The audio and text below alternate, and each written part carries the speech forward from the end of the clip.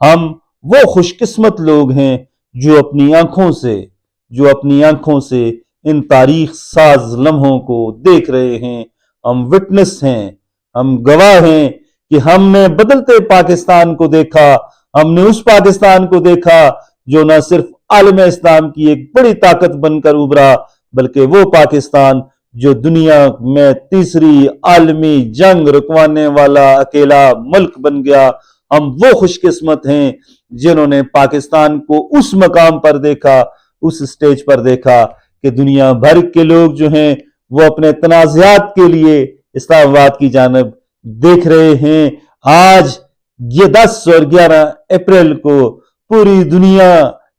کا میڈیا، چاہے وہ وسطی امریکہ ہو، شمالی امریکہ ہو، افریقہ ہو، شمالی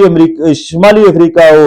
آسٹریلیا ہو، یورپ ہو، ایشیا ہو، دنیا کا کوئی بھی ملک ہو، کوئی بھی سپر پاور ہو، اس کی پہلی خبر جو ہے وہ اسلام آباد کے نام سے چلتی ہی رہی ہے، چل رہی ہے۔ اور یہ اعزاز صرف اور صرف پاکستان کو اللہ کریم نے بخشا۔ ہم وہ بھی خوش قسمت ہیں جنہوں نے ایک ساتھ ایران اور امریکن وفود کو اسلام آباد آتے دیکھا، اسلام آباد میں بیٹھتے دیکھا،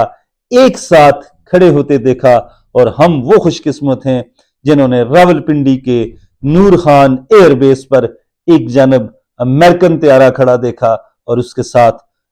ایرانی طیارہ دیکھا۔ ہم وہ خوش قسمت ہیں جنہوں نے پاکستان کو، بھارت کو شکست دیتے ہوئے دیکھی۔ ہم وہ خوش قسمت ہیں کہ دہشت گردوں نے جب پاکستان پر حملہ کیا تو پاکستان نے نہ صرف جوابی وار کیا، بلکہ پاکستان نے ان کی جو پناہ گئے ہیں ان ملکوں کے اندر گھس کر مارا، ایسا مارا کہ ان کی چیخیں پوری دنیا تک سنائی دیں۔ ہم وہ خوش قسمت ہیں جنہوں نے بدلتا پاکستان دیکھا، جنہوں نے ایک ایسا پاکستان دیکھا جو جھکنے کے بجائے جو اکڑ کر کھڑا ہے اور جو مانگنے کے بجائے دینے والا بن گیا ہے۔ اور ہم نے وہ پاکستان دیکھا جس کا شمار نہ صرف اسلامی دنیا کی سب سے بڑی طاقت کے طور پر ہونے لگا، بلکہ ہم نے وہ پاکستان بھی دیکھا کہ دنیا کے بڑے ملک جو ہیں ان کے وزرائے اعظم پاکستان کی لیڈرشپ کو کال کرتے ہوئے فخر محسوس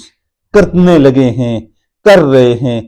ہم نے وہ پاکستان بھی دیکھا ہے، ہم اتنے خوش نصیب ہیں کہ تاریخ میں پہلی بار پاکستان کی ملٹری اور پولیٹیکل لیڈرشپ، سیاسی اور عسکری قیادت کو دنیا کہہ رہی ہے کہ ان کو امن کا نوبل پرائز دیں۔ پہلے تو ہم کہتے تھے کہ ڈونلڈ ٹرمپ کو امن کا نوبل پرائز دیں، فلاں کو امن کا نوبل پرائز دیں، فلاں کو امن کا نوبل پرائز دیں۔ آج پوری دنیا کہہ رہی ہے کہ پاکستان والوں، یہ امن کا نوبل انعام جو ہے اس کے اقدار اگر کوئی ہے تو صرف اور صرف آپ ہیں، صرف اور صرف پاکستان والے ہیں۔ یہ وہ خوش قسمتی ہے، یہ وہ تاریخ ساز لمحات ہیں، یہ ایسے لمحات ہیں جو شاید پاکستان کی تاریخ میں مستقبل قریب میں نہ آئیں، نہ ماضی میں آئے اور نہ شاید مستقبل قریب میں آئیں، بلکہ پاکستان کے بر صغیر کے جتنے دیگر ملک ہیں وہاں ایسے لمحات کبھی تاریخ نے نہیں دیکھے، کبھی چشم فلک نے نہیں دیکھے۔ چشم فلک وہ دیکھ رہی ہے جس کا تصور بھی آج سے کچھ عرصہ قبل کرنا ممکن نہ تھا، لیکن اللہ پاک کا جب کرم ہو تو پھر اس طرح کے معاملات ہو جاتے ہیں۔ آج ہم بھی خوش قسمت ہیں، ہماری پولیٹیکل لیڈرشپ بھی خوش قسمت ہے، اور ہم سے بڑھ کر پوری عالم دنیا جو ہے، عالم اسلام جو ہے، اسلامی ملک جو ہیں وہ خوش قسمت ہیں کہ ان کے سر پر ایک ایسی ایٹمی طاقت کھڑی ہے جو آنکھوں میں آنکھیں ڈال کر بات کر سکتی ہے۔ آج اس خوش قسمت ترین لمحے پر، آج اس تاریخ ساز اور یادگار لمحے پر آئیں ہم ان ہستیوں کو خراج تحسین پیش کریں جنہوں نے نہ صرف پاکستان کو خوش قسمت بنانے میں، ایک تو رب کا خصوصی کرم تھا اور باقی کچھ ہستیوں کا بھی بڑا ایک کردار ہے، نہ صرف انہوں نے پاکستان کو خوش قسمت بنایا بلکہ پاکستان کو اسلامی دنیا کی پہلی ایٹمی طاقت بنایا۔ ذوالفقار علی بھٹو، اللہ کروٹ کروٹ اس شخص کو جنت الفردوس میں جگہ دے۔ ڈاکٹر عبدالقدیر خان، اللہ پاک اس کو جوار رحمت میں اعلیٰ ترین جو جنت کے درجے ہیں ان پر اللہ پاک ان کو فائز کرے۔ जनरल ज़ियाउल हक शहीद,